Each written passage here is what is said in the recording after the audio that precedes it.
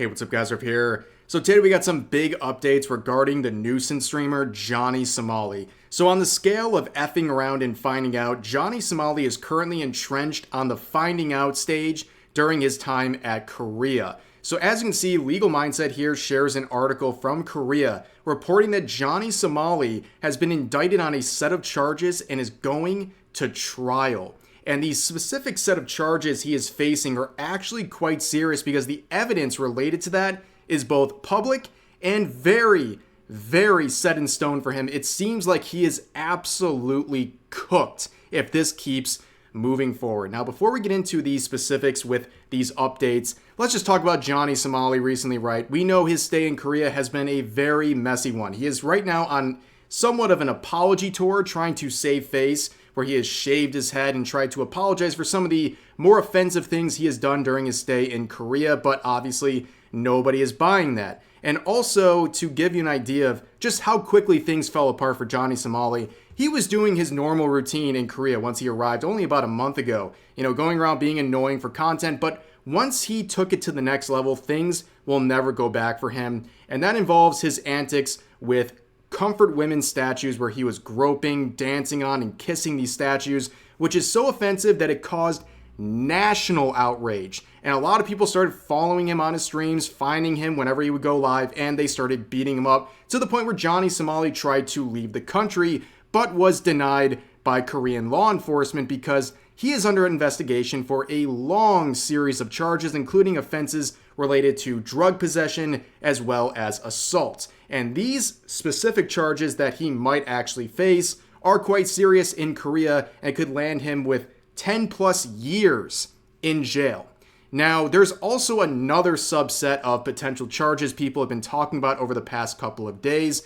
So Johnny Somali made a deepfake of a Korean streamer named Bong Bong. So they had done some streams together, but Johnny Somali thought it was a good idea to post several AI-generated videos, including one where he was making out with this streamer. And as you can see in the corner here, you can see the watermark of the AI tool that he was using to make this. And the individual, the Bong Bong streamer, has dropped the potential lawsuit that she was threatening to raise against Johnny Somali, but that doesn't really matter because what he did is a criminal offense in South Korea. As you can see from Reuters here, this is a very big deal in South Korea. Deepfakes are taken very seriously. In fact, they can carry up to 3 years in jail and a 30 million won fine, about $22,000. They take this stuff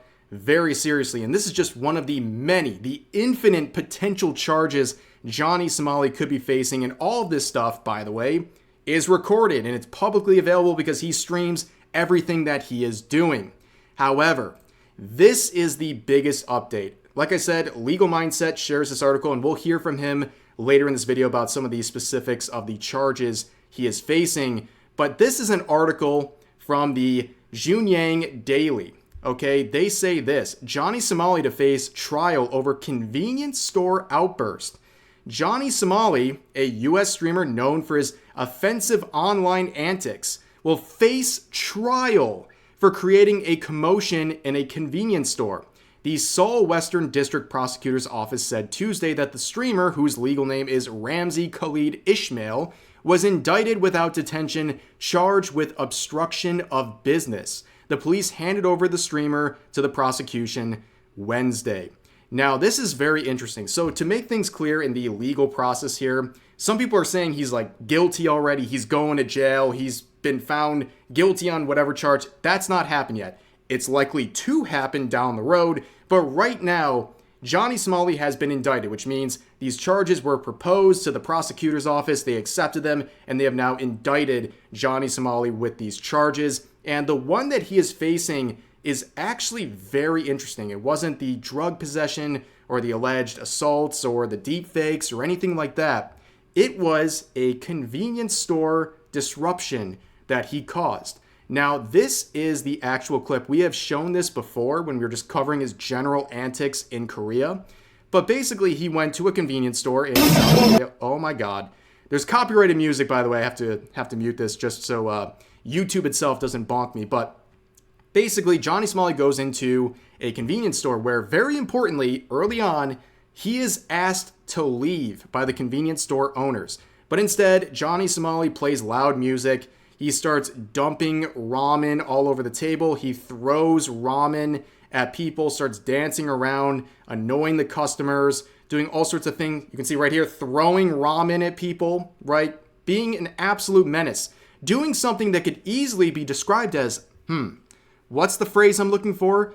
Obstructing a business. And this is a very serious thing. It may not sound serious to you, but in South Korea, this charge can carry a lot of time in jail and some big fines that we'll get into in just a second. But to further collaborate or corroborate what we're talking about here, believe it or not, Johnny Somali actually has a TikTok account, which is kind of surprising. It's pretty much the only platform he has left at this point. He's been banned on Kick. He's been banned on multiple accounts on YouTube. He's banned on multiple accounts on Twitter. But he does have this TikTok, Johnny Somali here, where recently he uploaded this video. Again, I'm muting because of copyright.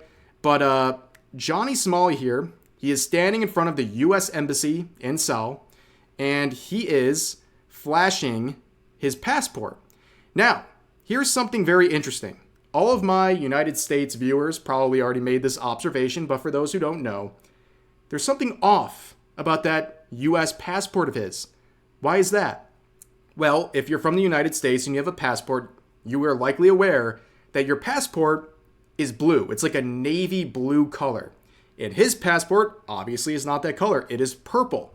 So that tells people like me that Johnny Somali had his passport taken away, at least temporarily, by the South Korean authorities. And then he was issued this new passport through South Korea.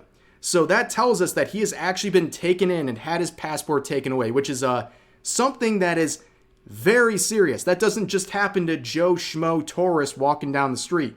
They are very seriously treating Johnny Somali. He is not just some nuisance streamer. He is someone being treated very seriously by the government and by law enforcement. So let's now focus on some of the quotes from Legal Mindset here. If you don't know, he is an attorney who covers many different legal issues. And I'll put a link to this video and you can check out his channel if you want to as well. I highly recommend it. But he's going to tell us a little bit about the specific law that Johnny Somali violated and what he's being indicted for. So let's listen to what Legal Mindset had to say. But let's read 314. This is what he's charged with.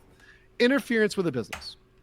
A person who interferes with a business of another by the method of Article 313, that's the former article, so we'll read that one in a second, or by the threat of force, and we're going to get into what threat of force means, shall be punished by imprisonment for not more than 5 years or by a fine not exceeding 15 million won. By the way, whenever there's a fine exceeding 3 million won, you can be deported.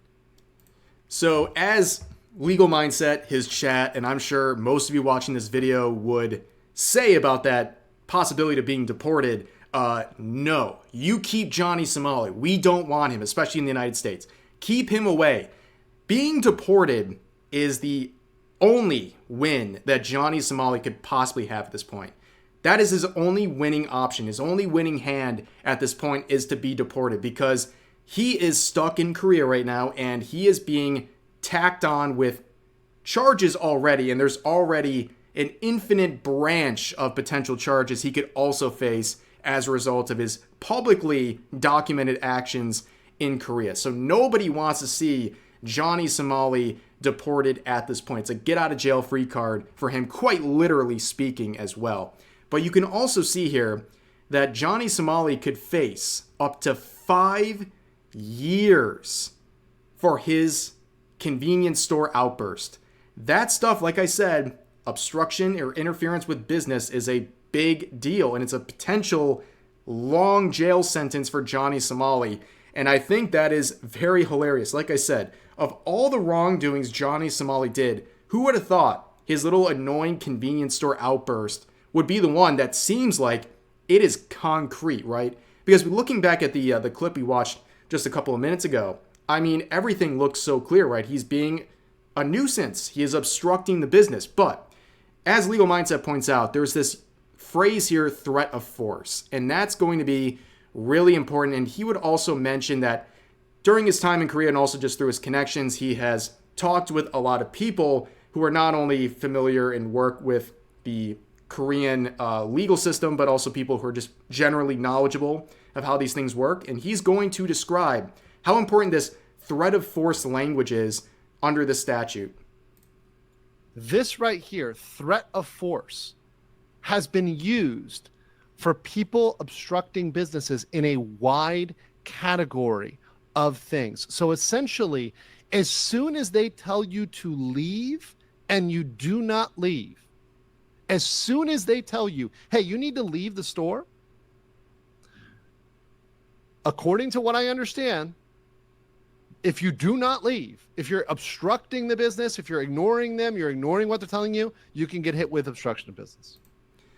And what does that sound like? That sounds like what Johnny Somali was doing in that convenience store. Like I said, it's very easy to describe his pattern of behavior in that store. He was obstructing the business. He was being a nuisance. He was bothering customers after he was told to leave many times. And he is someone who falls right under some of these looser definitions of threat of force, as pointed out here. Right? So this has been used successfully against things like, for example, protests. So, or things against people that are boycotting, but they're inside the store causing a commotion. So they're obstructing the business in a broad sense. They don't have to be violent and assault anyone. They just have to essentially not comply with your directions, with the directions of the business owner, the employee, right? And they can be hit with this. So understand this is something that can be used more broadly. And it has been used with people that were nonviolent, that were just in the business, right? Causing a commotion, causing a scene, and not following instructions to get out. So that is very, very significant. I mean, based on that loose interpretation that the Korean legal system has used for threat of force, Johnny Somali just checked that off. And the fact that they charged him with that specific charge is very, very important to pay attention to. They basically picked what appears to be a slam dunk, something that is going to likely succeed if it goes to trial, which it appears it is going to trial. So Johnny Somali is really finding out, because just like any other legal system, if you're going to charge someone, you want to charge something that's going to stick. You're not going to just charge Johnny Somali with 50,000 loose charges. You want to pick something that he is unlikely to wiggle away from, and likely he's also going to be working with a public defender. Like, I doubt he's going to hire his own defense attorney in Korea, or has even the ability or the means to do so. So he is going to be facing a very uphill battle on a set of charges that he looks dead in the water on. He looks dead in the water with this stuff. And I want to add one more thing before we go here. It appears that Johnny Somali, through what appears to be Discord messages, is claiming he's filing charges on Legal Mindset now. Yes, ladies and gentlemen, he is flipping the script and saying that Legal Mindset needs to worry about the charge he's filing against him. Wow, that is very interesting stuff coming from Johnny Somali. Yeah, it's going to be pretty hard to press charges and to file a lawsuit. I should say file a lawsuit here against Legal Mindset while he is quite literally facing trial for his own criminal actions, or alleged criminal actions at this point.